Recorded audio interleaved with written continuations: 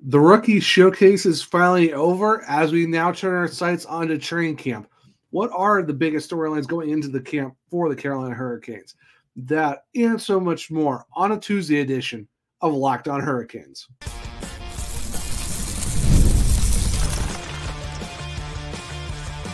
Your Locked On Hurricanes, your daily podcast on the Carolina Hurricanes, part of the Locked On Podcast Network, your team every day.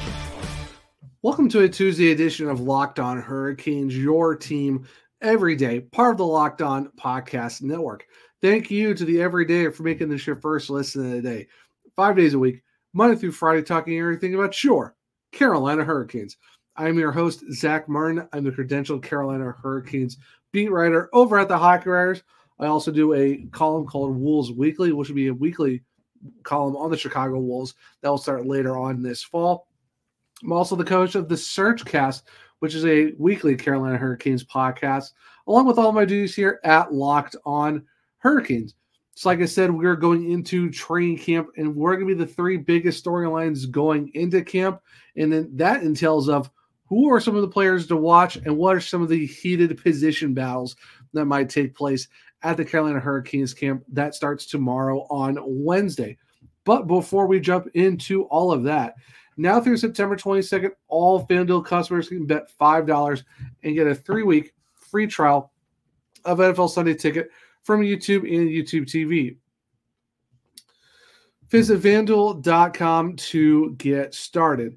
So the rookie showcase finally got done in Nashville. The Hurricanes dropped the third game on Monday afternoon 5-4. Of course, Gleb Trekisov once again scores another goal, gives him 4 total for the tournament. And we also had a Skylar Brendamore goal. So like father, like son, the Brendamores are scoring goals in Carolina Hurricanes jerseys.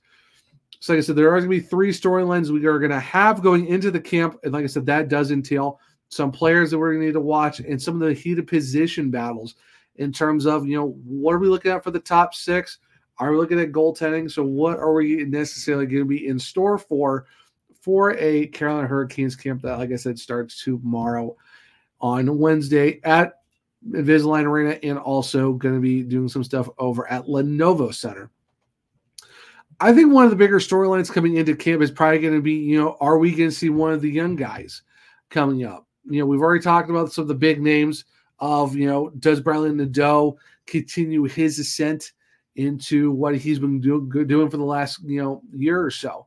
Plays really well at Penticton 2 seasons ago, goes and plays at Maine after getting drafted by the Hurricanes, has a really great first season and only season with Maine Black Bears, plays a couple games last year for the Hurricanes after signing his ELC, and who I would probably consider that a lot of people are going to have him as their number 1 or number 2 prospect that could come out of camp, make some noise, and maybe slot into the roster for the Carolina Hurricanes. And when I had Canes Prospects, a.k.a. Nick, on a few weeks ago, we talked about how Bradley Nadeau is probably the number 1 guy because he already has an AHL ready shot. He's someone who could, with how the roster is kind of formatted right now, he's someone who could easily slot into the top 6 role, especially on the second line left wing with Jesperi Kotkaniemi and Martin Necas. So it only makes sense that he's probably the best guy for that spot in terms of what you're looking at.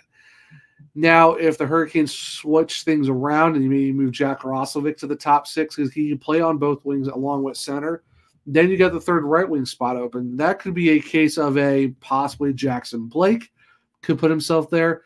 Felix Ungerstorm, I'm curious to see what they would do with that because it will be his first pro season in North America. So I'm wondering how the Hurricanes are going to pull that off. Another guy to possibly take a look at who's been having a really great rookie showcase for the Hurricanes, and that was Gleb Trekisov. Scored the almost natural hat trick on Saturday, scores another one on Monday, setting himself up to be in a pretty good spot coming into the camp that starts tomorrow. And does his stock rise in terms of the coaches where, okay, this guy's, he's been doing really well in the rookie showcase. How does that translate to training camp and the preseason and all that stuff? Another guy I would definitely want to keep an eye on that had a sneaky, really hot start for the Hurricanes at camp, and that is Noah Gudler. Going after the first couple games, he did have a goal and 4 assists for 5 points already. And we've already talked about how I had him as one of my under the radar guys to watch, and he really showed out at camp. He did a really good job. So I definitely say, is it a Noel Gunler? Does he make a name for himself, and does he put himself in a good spot for the Hurricanes as well? So I think that's kind of one of the bigger storylines to watch in terms of how is this team going to function, how is it going to work, and stuff like that. Because you're looking at how there are some chances for the young guys. Eric Tolsky said in the offseason they might have to look at some of the younger players because you can't keep them in the minors forever.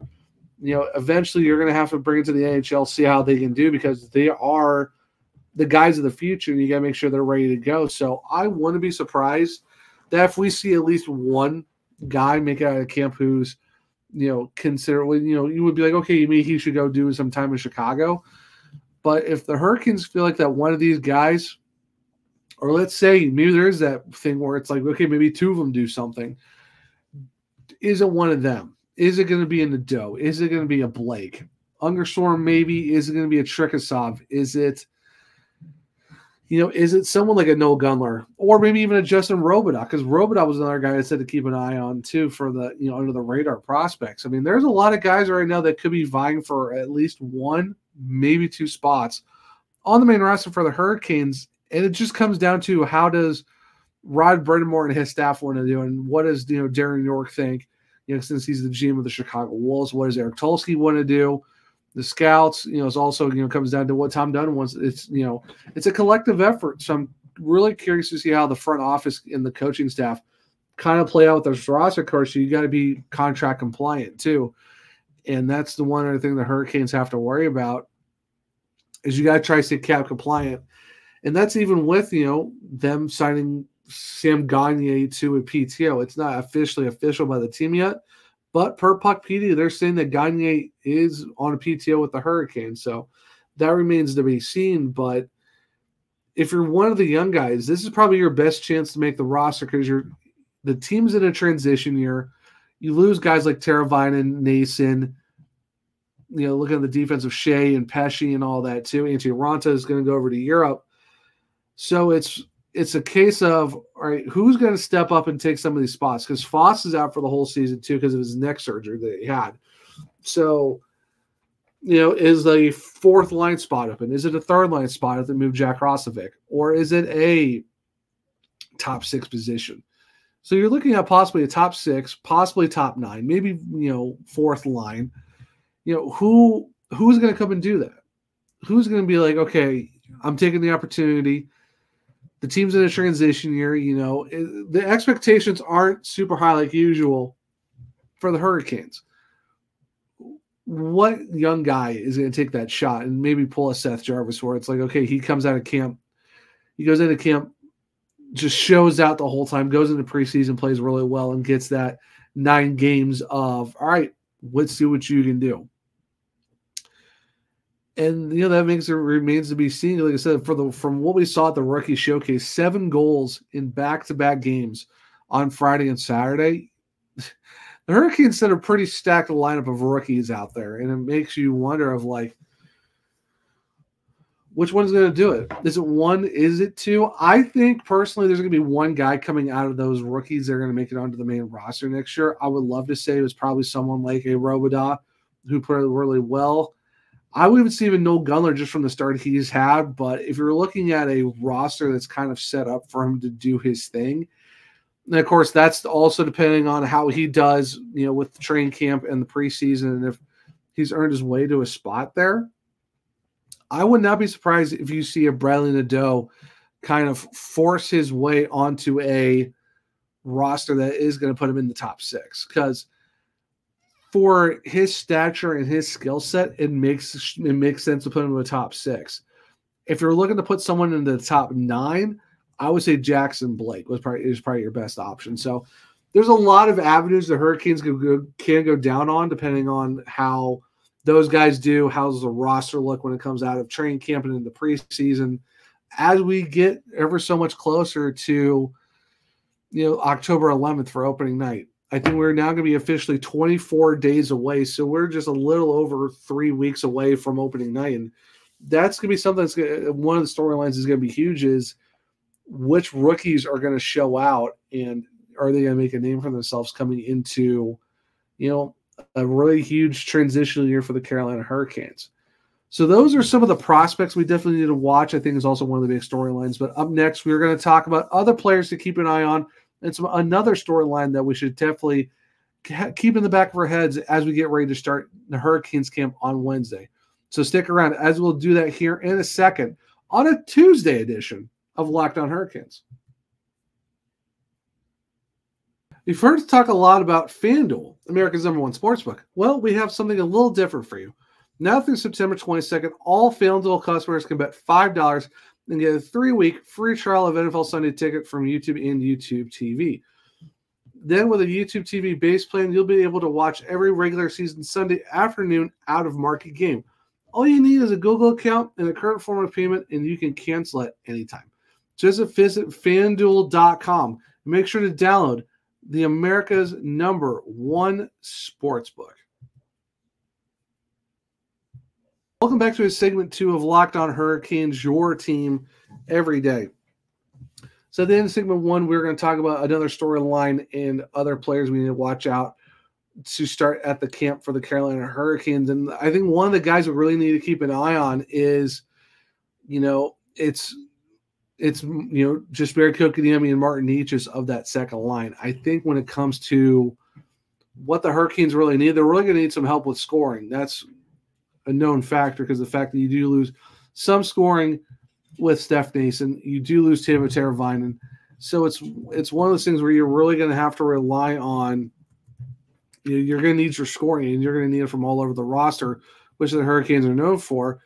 And one of those guys is Martin Necas. Of course, we all know that he's coming off, a season where he had 24 goals and 29 assists for 53 points, which is a down step from the 71 that he had 2 years ago. So it's one of those things where, you did miss 5 games, but you had to have a 18-point drop-off. And now you just got this raise of where you're looking at going from $3 to $6.5 million, and you want to be a center for the Hurricanes. Because we all know the Hurricanes need a right shot center. They've talked about it way back when Don Waddell was with the team. And Martin Necas is a right shot. He has played center before, but he hasn't done it a lot with the Hurricanes. And we all know that what Rod's system is, they need to make sure that their centers can play a two-way game and can play some good defense. That is all on what Martin Necas does in the offseason. Does he make himself to be aware that his face-off percentage is good? Can he play a defensive style to his game? And that's what you kind of hope for a guy who's going to play a center. I don't know if they're going to throw him into a center spot. He's really got to prove himself during camp and preseason. So does he get a look? Maybe. I think if he wants that spot and you want to see if he can earn it and do well at it, then yeah, I wouldn't be surprised if you see a Martin Necas kind of being in that center position for the Hurricanes at some point. And he, like I said, he really has to show out of why he got that raise, why he did get that $3.5 million bump to be at $6.5 million. He's got 2 years to prove it too. And the big hope is that he can take that next step and get back to where he should be, where he is scoring almost 30 goals, almost, somewhere in the low to mid 70-point range. 53 is still pretty decent, all things considered, but when you look at how you lose over a minute of ice time, you miss 5 games and you've dropped in 18 points. That's a lot. And that's something where I think if you're Martin Necas, it's a big year for you. And I think there's going to be a lot of expectations on him. And you kind of have to hope that he does it to where that, okay, yeah, you deserve that raise. And let's hopefully, maybe next summer we can turn around and be like, okay, will the Hurricanes be like, let's go do an extension. Let's make something happen. So I would say it's a very big year for Martin Necas, depending on how he wants to continue his career with the Carolina Hurricanes and how he does for the upcoming season. So that's definitely someone to keep an eye on in terms of the main roster guys, just because of a lot of implications, a lot of stuff that goes into what the team and what he's hoping for as well. Another guy we got to keep an eye on is just Barry Kokaniemi. Now, a season where he even said it was a big drop-off for him. 12 goals, 15 assists for 27 points. That was actually worse in terms of points-wise than his first season with the team back in 21-22, where he had 12 goals, 17 assists for 29 points. Now, granted, he did play in 79 games this past year, where back in 21-22 he played 66. And, he did have a drop-off, and even then, minutes-wise, too. You go from 14 minutes and 44 seconds 2 seasons ago to this past year, you barely played a tad under 13. That's still a big drop-off to where you're looking at almost an entire minute and 44 seconds. So it's one of those things where if you're Desperry, and you really can't blame him for where the Canadians drafted him, how they developed him and stuff like that. Definitely put him behind the 8 ball. And, I mean, his contract isn't terrible. I mean, yeah, the length of the contract is it's kind of hard to stomach sometimes. But if you look at the overall dollar amount at $4.8 million, yes, that's a little bit high, especially when you're kind of hoping for your second line center to put up a little bit more production where he's supposed to be at. So I can see where people are kind of like, if he's giving you 15 to 20 goals a season, then yeah, you'll be happy about that, where you can stomach the $4.8 million. But getting 12, having only 27 points, especially for the hot start that he had last year when most of the team was struggling, it's just one of those things where you're hoping for a bounce back season for him, because you really don't want to see him gone or he's demoted down, because he's shown flashes of having that potential. It's just, can he tap into it and keep it consistent? And I think that's mainly the thing's been kind of tough for him, is just trying to be that consistent second line center that Rod Brind'Amour and his staff want, because you got Sebastian Aho at 1, Jordan Staal's at 3. So you have to make sure if you're playing second line minutes, you got to be doing the job to be able to do what you can do. Now, Jack Drury did that pretty well in the playoffs. Is he a second line center? It remains to be seen. And I think, also adding in a potential PTO and Sam Gagner, what does that say for the Hurricanes as well? Like, how are they looking at Sam Gagner, and how are they going to figure all that out? So if I'm just Barry Kotkaniemi, I think this is a pretty huge year for me, just like Martin Necas, because, yes, he's got some decent amount of term left on his contract. But at that same time, though, do you want to keep chancing it on where if you can have just so-so seasons, how long does that stay around for you? Because I know for Desperry, you're going into your third year of an 8-year contract, and you're going to be a UFA by the time you're 29. At the end of the 29-30 season. And that's the thing. He's 24 years old, so he's not like a really old guy, because he's been in the league for a good while now. It's just looking at where he's at, going from his 18-year-old self back in 18-19 with Montreal Canadiens, now where he's 23, 24 years old. You have to hope something clicks for him at some point, because you really need to, especially when you're paying the guy that much money. Like I said, it's not a terrible dollar amount. It's just how long that contract is, because you're going to where he's age 29 at the end of the 2029-30 season. So it's like you really got to hope that he finally clicks it into gear, or just even gets to where I think a lot of people have projected him to be the Jordan Staal 2.0, being that shutdown center that might not score you a lot of points, but is able to actually help you out in some ways of playing some solid defense, shutting down the other team's best players, scoring the goals we need to. But I'll give him credit. He did get really physical towards the end of the season, and he was physical in the playoffs. He threw a massive hit on Kyle Clutterbuck in the first round. So I think there is some aspects of KK's game that's good, but definitely some that you would kind of hope that will finally click into place to where he can be the effective center that I think the Hurricanes hope he can be. I think he can be that guy. It's just, are you going to get consistent line mates out of Martin Necas who kind of bounce around and whoever's their left winger? Because right now the left wing spot's wide open. Who's that go to? Do you give that to a young guy like Bradley Nadeau? Do you give that to Jack Roslovic? Does Jordan Martin slide up a spot? It all really depends, but if you're looking at how this is going to work out, I mean, if you're Desperry, you got to hope that you have some consistency on your line.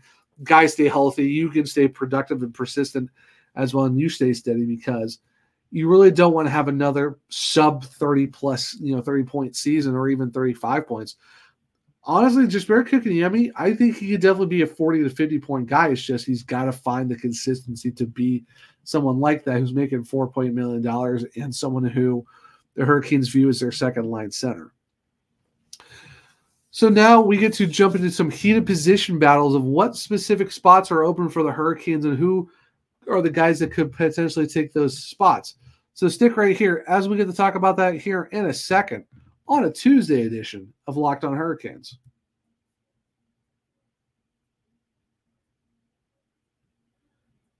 Welcome back to segment 3 of Locked On Hurricanes, your team every day. So like I said at the end of segment 2, we're going to look into some potential heated position battles for your Carolina Hurricanes.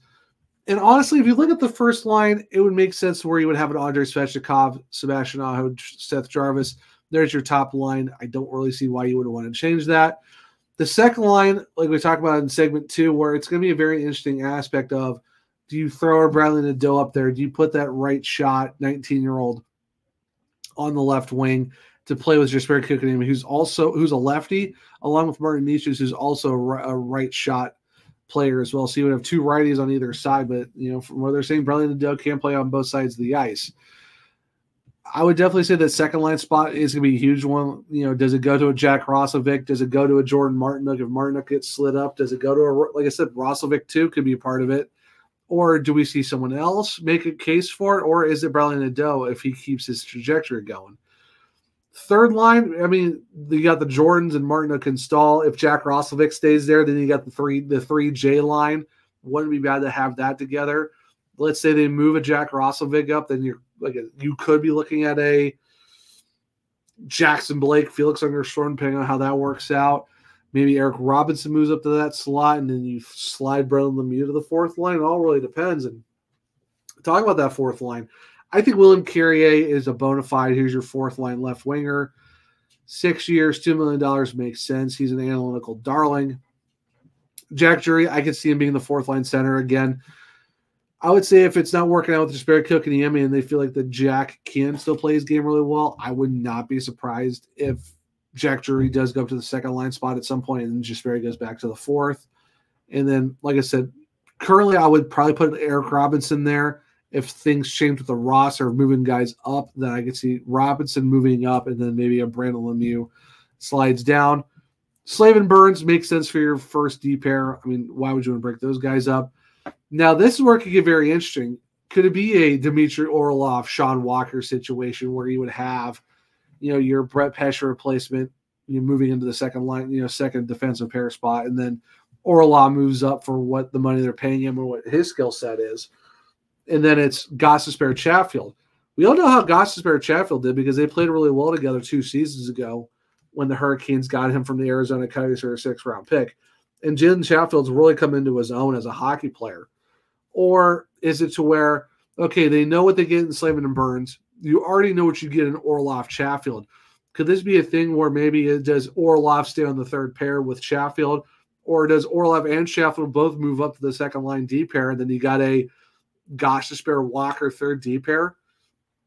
Honestly, that's not a really bad third D pair if you go Gostisbehere Walker, or you maybe go Gostisbehere Walker on the second pairing, then you move Dmitry Orlov back to Chatfield. There's a lot of possibilities of how the Hurricanes want to run this. They got three left shot D, 3 right shot D. You can mix and match however you want to do that. So I would say definitely keep an eye out for how those second and third pairings go for the Hurricanes as we go through camp and also the preseason. Like I said, that harkens back to, what's your bottom 6 going to look like? What's your top 9? What's your top 6 going to look like? So I'd say if they leave that first line alone, worry about the top, the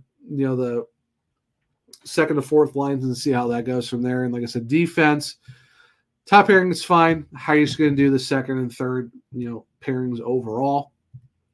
Goaltending, I've talked about this enough. I think if you're in a transition year where you need to get this guy ready to become your everyday starter, because he played in 42 games last year, started 40, did really well. I would say you have to go with Pierre Kochetkov. It just makes sense to go with the Russian netminder because he played, like I said, he played in 42 games and started 40 of them last year. 23 wins, 13 losses, and 4 overtime losses, but he did get 4 shutouts. A 233 goals against and a 911 save percentage. Goals average wise, he's less. He's .04 less than his career, and he's actually a .001 save percentage above where that's supposed to be. So you're looking at a guy who won 23 games for you last year, had 4 shutouts, had a sub 2.5 goals against, and did have a decent save percentage that's well above 9. It's a little bit above 910. So I'm saying if you're looking for the goalie position battle, I would say at the worst you're going tandem. You're going 1A, 1B. Who would that be? And I think that if you're going with the tandem setup, and it's a transition year, you need to get this guy ready to take the keys and run the reins of the net. I think you got to go Pierre Kochetkov as your first one, your number 1A goalie.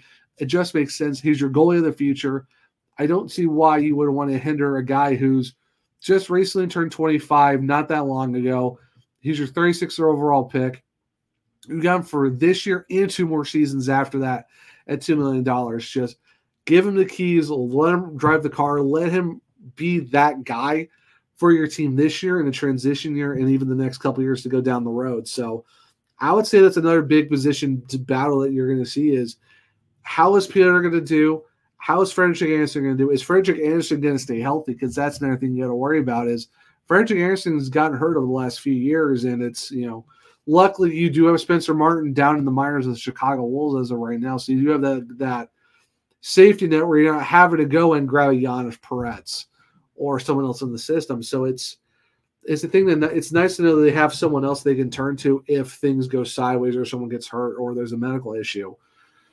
It's just, for me, it's if you're looking for the possible destination of where you want to be, and that's winning a Stanley Cup, I think it's time to go full transition mode in your goalie, and you've got to go Piotr as your 1A. You can still give Anderson a 1B role. You can still swap them off. It could be anywhere. Some guys, doing 45, the other one's doing the difference of the 82. It's just depending on how you want to do it. But I think, honestly, that's kind of one of the bigger position battles of like who's going to be that guy in net for the Hurricanes. Defense is just how they're going to rearrange them. And for the offense, it's a big thing of like, are we going to see a young new guy? Is it going to be a Nadeau, a Blake, an Unger Storm? Does Gleb Trekasov or Noel Gunler, Justin Robidoux, one of those guys make a move? Because they've done pretty well at the rookie showcase. They've taken it to training camp, and when preseason games start, there's a lot of good possibilities of a lot of position battles that could be, really heating up for the Hurricanes, and then even a lot of guys to watch, especially, with how camp and preseason is going to be and all that. So definitely a lot of things to keep an eye on. So let me know in the comments let me know what you think. What players are you going to keep an eye on for camp and preseason? Is it an NHL regular? Is it going to be one of the prospects? So let me know what you think. Who are your 2 to 3 players that you're going to keep an eye on for the upcoming camp and preseason? And, with all the position battles we talked about, top 6, top 9, maybe defensive pairings, maybe who's your goalie, what position battle are you most excited for? And, let me know who you would want in a certain spot depending on how the roster is formed. Do you go with that left winger top 6 in Nadeau? Does Jackson Blake break the top 9? Does Peter become that number 1 goalie for the Hurricanes? So let me know in the comment section what you think about all of that. So before we let you go, I got to say a big thank you for making Locked On Hurricanes your first listen today. Now for your second listen, go find Locked On NHL, where the local experts keep you updated daily on all the biggest storylines ahead of the season. Find Locked On NHL on YouTube, wherever you listen to podcasts. So with that being said, thank you everyone who's listened to this episode of Locked On Hurricanes. If you want to follow me and keep up with anything that's going on with the team, it's OneTrueZach on X. The podcast is LO_Hurricanes. There's a link shared in my bio where you can find all of my articles at the high careers for the Hurricanes and the upcoming Wolves stuff this year. You can check out my other podcasts, the Surgecast, for audio and video on the YouTube side of things. For this podcast, if you leave a 5-star rating and review on all podcast platforms, I'll make sure to read it on the show for you guys. We are in the top 60 in terms of hockey podcasts for the United States. I'm wanting to get back in the top 50, maybe get into the top 25 at some point. For the YouTube side of things, make sure to hit subscribe, hit the bell notification so you don't miss the show. Hit a thumbs up to let me know you like the show because it helps us get promoted more on YouTube. Share with all other Caniacs to become everydayers just like you, because we are over 960 subscribers. We're on the road to 1,000. If we get to 1,000, I might just do something special for you guys. But I hope everyone enjoyed this Tuesday edition of Locked on Hurricanes. Hope everyone enjoys their Tuesday. And until next time, as always, let's go Canes.